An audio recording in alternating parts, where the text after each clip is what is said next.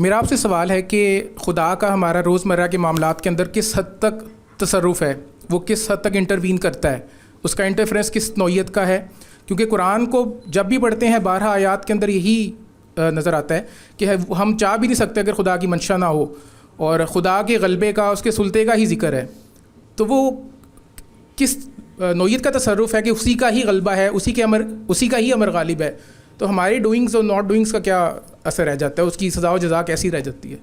جی، اس کو مثبت طور پر متعین کرنا تو انسان کے لیے ممکن ہی نہیں ہے.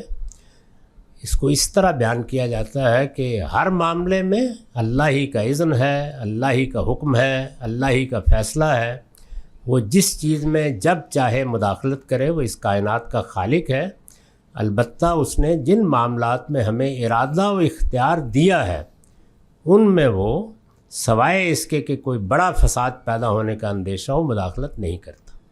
تو بات کو اس طرح تو جانا جا سکتا ہے، لیکن یہ کہ کن کن معاملات میں مداخلت کرتا ہے، یہ خدا کو گرفت میں لینے والی بات ہے. یہ تو اصل میں آپ میرے بارے میں بھی اگر متعین کریں کہ میں گھر میں کن معاملات میں مداخلت کرتا ہوں تو مشکل ہو جائے گا متعین کرنا. کن میں نہیں کرتا وہ جاننا آسان ہے.